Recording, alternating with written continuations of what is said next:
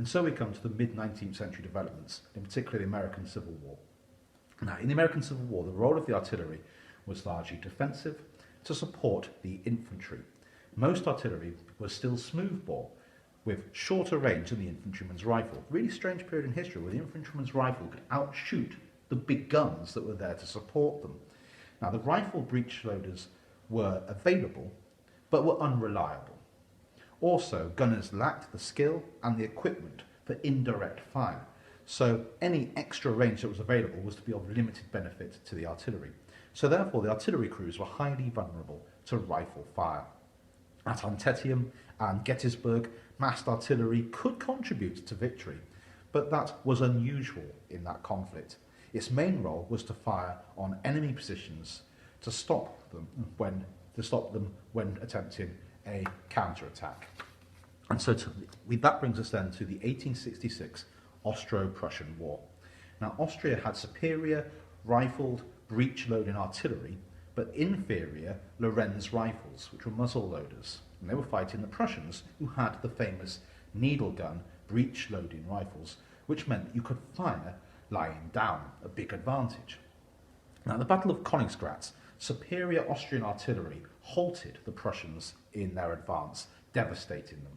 But Benedikt, the Austrian leader, refused to launch a cavalry charge that could then have won the day and drove the Prussians back. Instead, he hesitated and allowed Prussian reserve armies to arrive, turning the Austrian positions. The superior Austrian artillery was overrun and the battle was lost due to weak leadership. But the Prussians would remember the hammering they received from the superior Prussian artillery in their next war, which would be the Franco-Prussian War, and a real clash of culture from 1870 to 71. Now, the French had access to the Mitrailleuse. Now, it's a kind of early machine gun. Now, the French also had rifled muzzle loaders used defensively.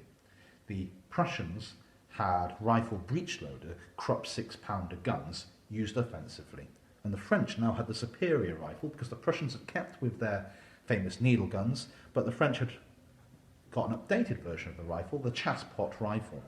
Now, the Prussians had learnt bitter lessons from their war with the Austrians and now used their artillery aggressively with a much more forward role. And so if we look at the Battle of Sedan in the Franco-Prussian War, the Prussians, by rapid manoeuvre, encircled the French.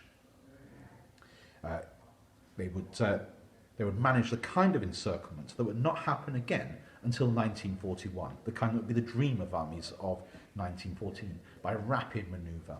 Once the French were encircled at Sedan, it then became an artillery battle. You had an excellent, large, well-equipped French army stuck in Sedan, surrounded by a Prussian army, and the artillery's job was to hammer them if they tried to leave Sedan.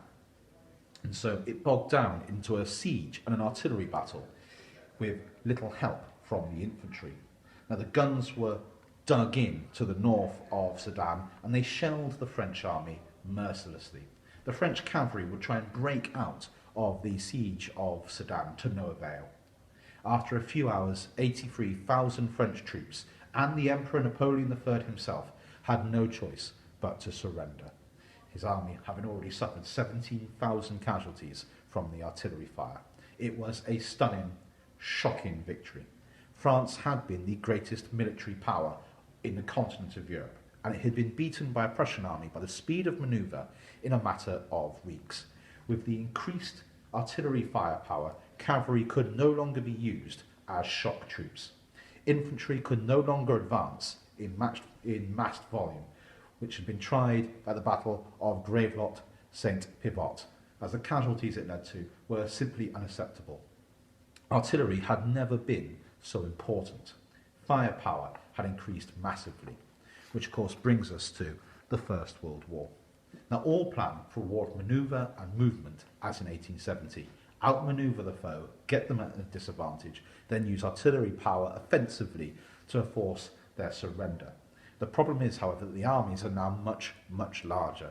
There aren't so many flanks to turn. There isn't the gap to manoeuvre. And there have also been a series of important technological changes. Gunpowder had been replaced by cordite, a smokeless powder. Now, battlefields are now no longer obscured by smoke. The gunners could see where the shells landed, leading to more accurate fire. And of course, now you no longer need to have the brightly coloured uniforms to allow your commanders to see where you are in the smoke of battle. Of course, the French in 1914 went into the conflict with blue uniforms and red trousers regardless. TNT and lyddite had replaced gunpowder as a high explosive, far more powerful, again increasing the power of the artillery. Quick-firing guns, like in 1897, the French had developed a system where the recoil no longer moved the gun, just the barrel. Now this allowed for a much more rapid rate of fire, as you no longer had to reposition the gun after every shot. Now the 75 could fire therefore 25 shells in a minute. It also allowed for a much lighter, more manoeuvrable system, and it was soon copied, and indeed I believe some armies still might be equipped with 1875 today. They're certainly used widely in the Second World War, a highly reliable artillery piece. And so the stalemate of the First World War is brought about as the artillery was incredibly powerful on the defensive, but not so powerful as fought on the offensive. And so both sides tried to use shrapnel to cut through barbed wire, but shrapnel is all but useless against trenches. If you walk along Redan Ridge, you will be able to see a carpet still of shrapnel balls, which you can pick up in the hundreds if you go for a quick walk along the Redan Ridge of the Somme. But these lead balls will never cut barbed wire. You can tell if a shrapnel ball's hit a piece of barbed wire because it has a little V shape in its round shape, and that is because the lead is softer than the steel, and so you're effectively trying to cut a knife by throwing pats of hot butter at it. And the shrapnel balls won't punch through the ground to be able to hit a man in the trench. And so you need high explosive to blow the trench apart. But the big guns also were too inaccurate. Indirect fire had been experimented with by Japan in the 1904-5 Russia-Japanese War, but counter-battery fire was still in its infancy and was difficult in 1914. And so the defensive artillery can too often slaughter the attacking waves as they go across no man's land. But it has to be said that all armies learn rapidly how to use the artillery on the offensive throughout the First World War. Instead of simply bombarding the enemy's defensive lines, they start to learn to use creeping barrages where the artillery walks through with the infantry. But then what happens if it walks through too quickly? You need to be able to communicate, preferably by radio, to call back the artillery to resume its creeping barrage if it gets too far ahead.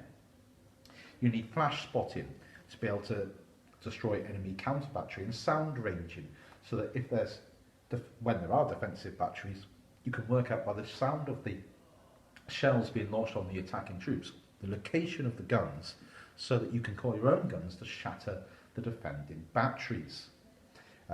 You'll need an accurate weather forecast for this kind of long-range fire support, as wind direction, wind speed, and even humidity can affect how a shell will land. If you listen to my talks on 1917, I take you through some of the developments in counter-battery fire. But ultimately, by 1918, the artillery and the artillerymen will have learned to overcome the defensive frailties. You'll need to use aircraft to spot out the location of the defending guns, and you'll then need to use radio to call counter-battery fire to pin down those gunners, so that even if they're not dead, they can't use the guns. Cover the area in poison gas, so if they do get to the guns, they have to work with gas masks on, so they'll struggle with the heavy lifting. And then you need the artillery to blast the defences in a hurricane bombardment, instead of a long, prolonged bombardment which will churn up to the ground. A hurricane bombardment to keep the defenders' heads down while the tanks and the infantry rumble forward. But this will be discussed more in the First World War talk. But we can see that a history of field artillery is the history of the rise and fall of European powers, the rise and fall of the Swiss, the rise and fall of the Swedes, of the Prussians, of the French, is all can be seen and mirrored through the rise and the fall of the history of the field artillery. Thank you very much.